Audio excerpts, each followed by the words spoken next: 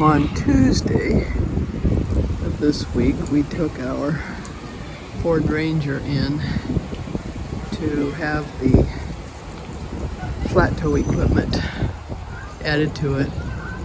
We're having Camping World do this, and it'll be ready to pick up tomorrow, and we have to bring the motorhome with us, and they need about an hour with the motorhome to finish the flat towing process.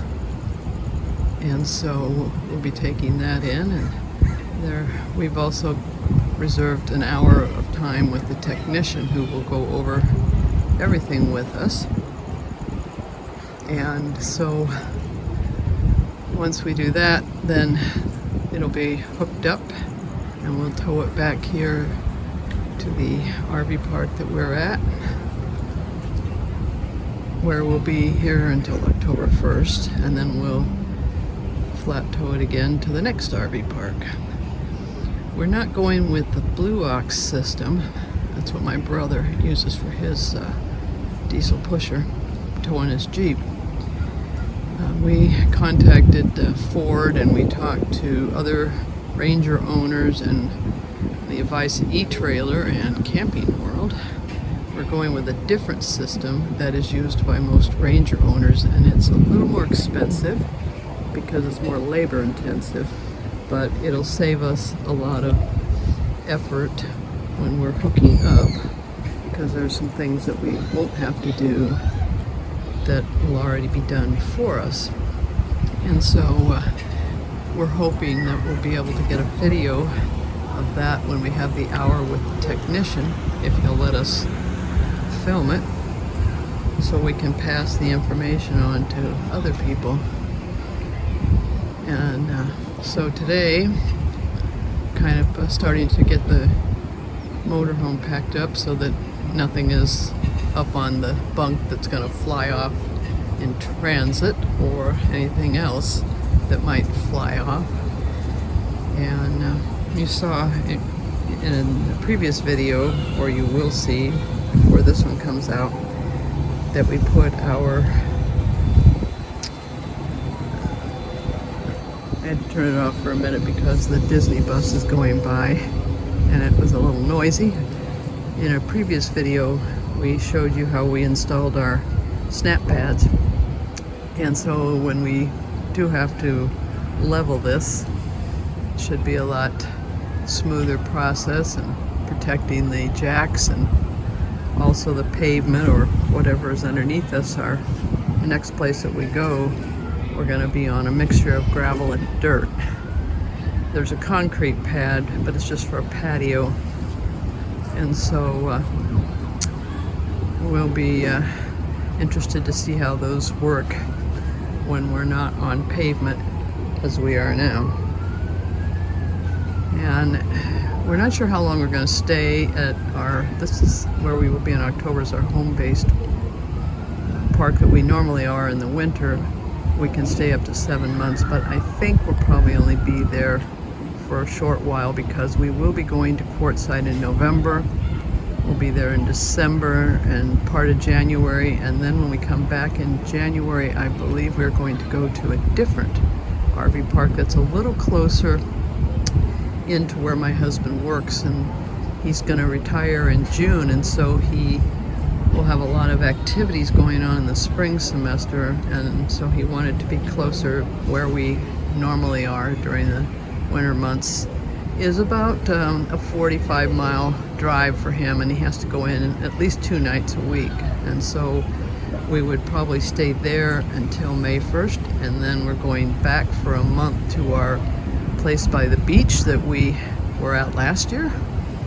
And then in June we will be heading towards Flagstaff, and we haven't decided on our summer plans yet, but just because we bought the tiny house doesn't mean we won't be out in the RV, especially when you spend this much for a Class C as opposed to what we've paid for travel trailers. And so we're still planning that, but tomorrow hopefully we can get some video on how the process works to hook this up with the new tow equipment. So we'll cut back in here tomorrow. Okay, we are at Camping World now, and they have finished putting the tow equipment on the Ranger. You can see the front hooks. Not sure what that's called. We still don't have our license plates yet. And I'm not sure what all they installed in the front. But it's all ready. We just need to have it hooked up with the motor.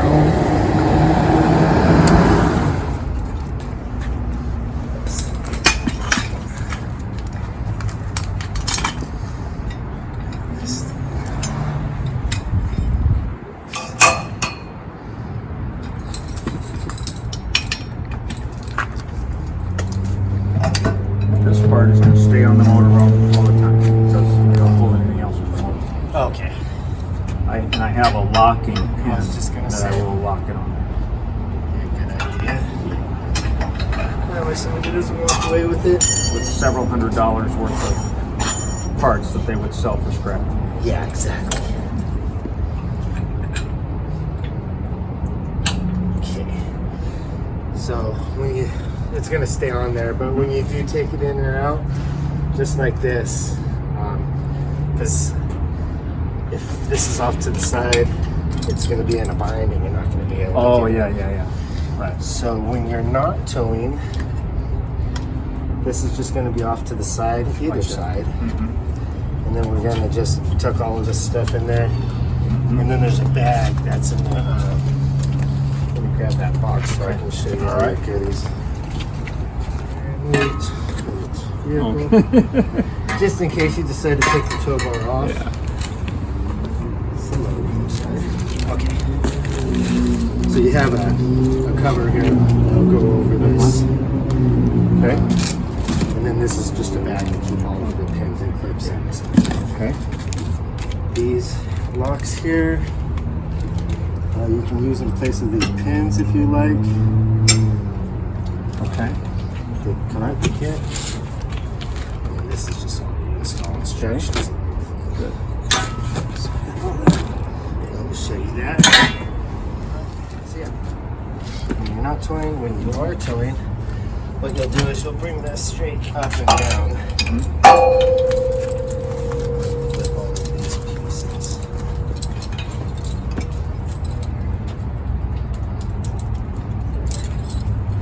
Let's get this little tab here. See that tab? Oh, yeah. Okay. So that catches in that bolt head. Okay. Then you'll store it off to the side. Otherwise, open it up like so. And these pins are spring loaded. Slip those up, pull those out. This one is the gold one, yeah. Oh, there we go. I see, yeah. So, what we do is we just bring these out to where they line up with the hole and put the pin back in. Okay. Might need to get a little tiny bit closer.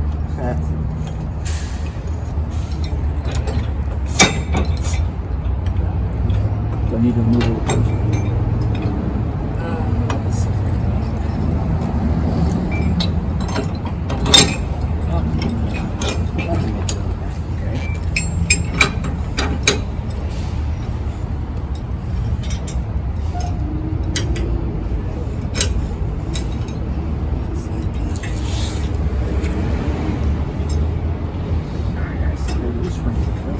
Yeah, and those pins, if you pull them all the way up, and they'll actually stay open. So we don't want that. Yeah, so we want to make sure that those are closed. These bars, when they extend all the way out, they lock into position. So this lever here is just to retract this arm for when you're disconnecting. Okay. That's the only function of this piece here. So as we pull forward, they'll lock into position. Yeah, and the idea is if you just do a little left to right, they'll lock in one at a time. Okay. So you never have to be fully right on. You can, judge the distance and be off to one side or the other like we are now.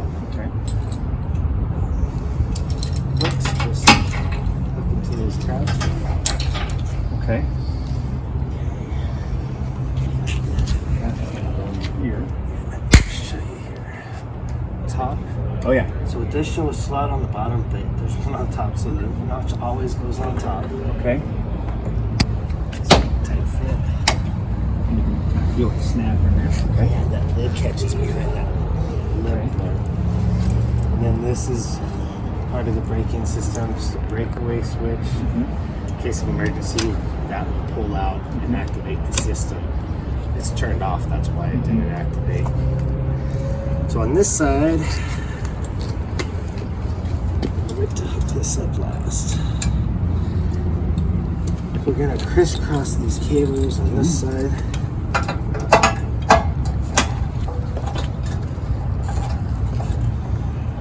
That one doesn't want to close.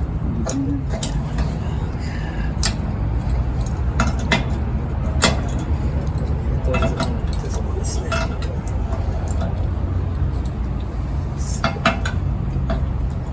You know what I'll do is I'll come out. It's just like looking at the trailer. Same spot as our tow hooks, basically right there. So that's hooked. Everything that's this bolt head, when you bring it up, All right. that snaps in here, and then you push it off to the side. Should this stay on the truck all the time, you think? Not the whole thing. This will unclip, and you can tuck this back behind. Oh, okay. All right. So just, Because if that pulls out, if this pulls out, it'll activate the braking system. So right inside the door, I saw the switch. can you turn this on? Turning the switch on. So basically what that does is it energizes the system. And so yeah, when this pulls out, activates the brakes.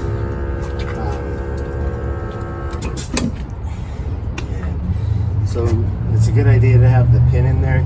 The only time, I mean, you can take the pin out as long as the switch is off.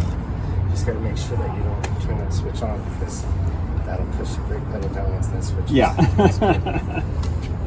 Okay. So on this, if you want more brakes, it'll go down. And it does say so on the side of the box, but you gotta stick your head in there with the flashlight. And the manual would say that also. Absolutely, it tells you how to adjust it. And that's basically, besides... So this is what I want to go through with you. This is how we start the vehicle. And Thank you.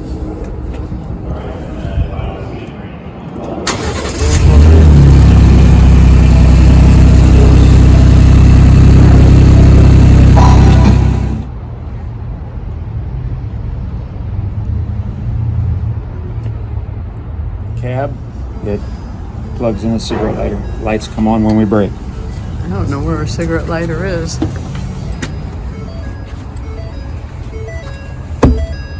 Yeah, I hope we got one. I know we've got a 110.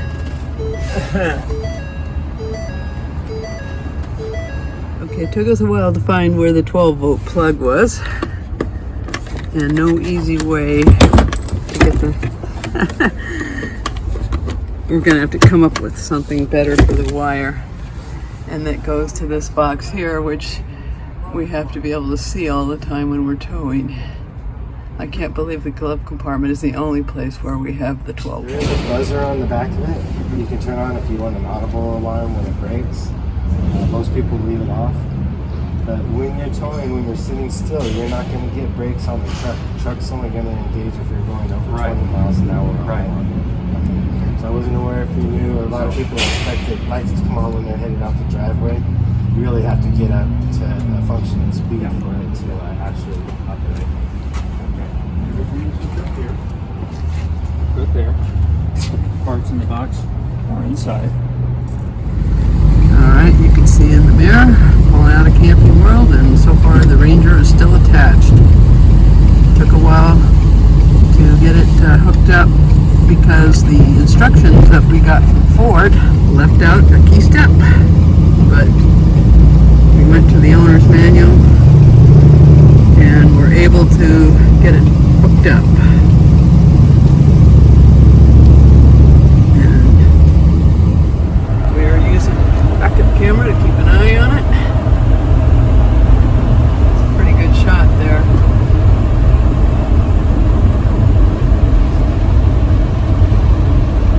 this unit here, we'll have to mount in here somewhere or put some Velcro down to keep it in here. But it's not showing when I brake. It's not showing the little red lights. He said you had to be going faster than 20 miles an hour. He wanted me to do a brake check to see that he had lights on, and we do. Boy, they're busy here today at the RV park. Yep, the lights work, yes. Going? Yep. Press and hold the brake pedal to start the engine. Switch your vehicle off by pressing the push button ignition switch once or turning the key as far forward to the off position as possible. Release the brake pedal.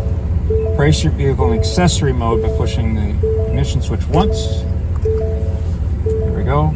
Press and hold the brake pedal. Shift into park. Release the brake pedal. Neutral trolley disabled. That's what we want. Okay, now we're disconnecting.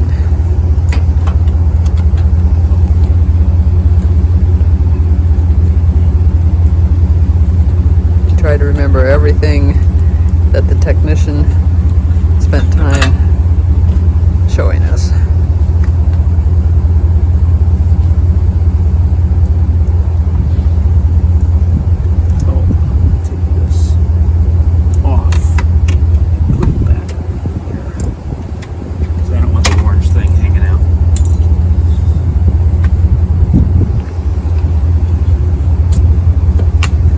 This part is fairly easy because this is the kind of stuff you do when you're towing a trailer. So this part I understand. The challenging part is on the inside of the truck, making sure it's in tow mode. I mean, I assume we're going to leave the this here on and fold it down. Yeah. Oh, you're going to get a locking pin for that, right?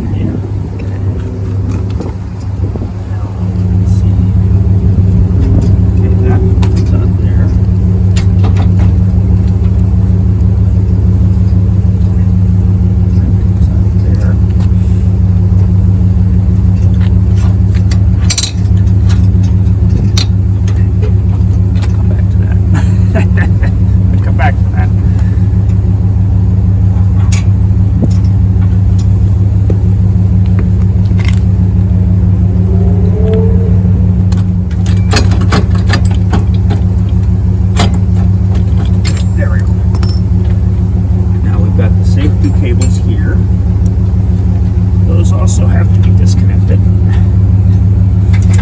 There we go. Got this one over here.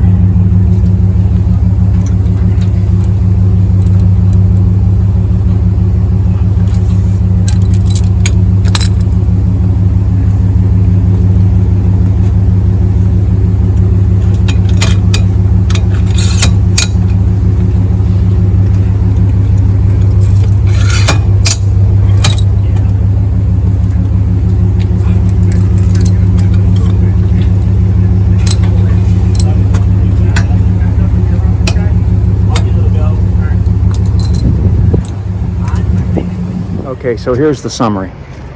My wife and I have been RVing for 30 plus years, always in trailers, starting with little pop-ups and then moving up to bigger stuff. And that last trailer was a nice trailer. It was 38 feet, 4 slide outs. Damn, it was like a palace on wheels. Well, the palace on wheels was very difficult to level. I mean, extremely difficult. I don't think we ever actually got it leveled, because you'd pull in, the slide outs are in, you'd level it, you take the slide outs out, all of a sudden it's off, one way or another. So that was part of our decision. That was a great part of our decision to go to the motorhome. And so this is our first time towing the vehicle behind the motorhome. And I was a little nervous about that because I'd never done anything like that before. So I was asked to provide a summary to this video, so here it is. It was so easy to pull this motorhome in and park it and press buttons and it leveled, and press buttons and the slide outs are open and we're done. And unhitching the truck was like 10 minutes, no biggie. This is going to make RVing so much easier for us. Here she comes now to check on this. This is going to make RVing so much easier for us because it had gotten really hard with that other trailer and the blocks and the leveling and unhitch from the truck first and all that stuff. Yeah. So I wasn't a motorhome person before, but I am now. It's just so easy. We'll have all of this setup done in much less than an hour, probably 40 minutes, and we'll be done. And honestly, it was taking 2.5 hours to get the travel trailer set up because the blocks and the stuff that we needed to set it up, we had to carry in the truck. You have to get it out of the trucks. So she's done. I'm done. Happy ending to this story. We are now motorhome people, and pulling a vehicle, pulling a toad is not a problem.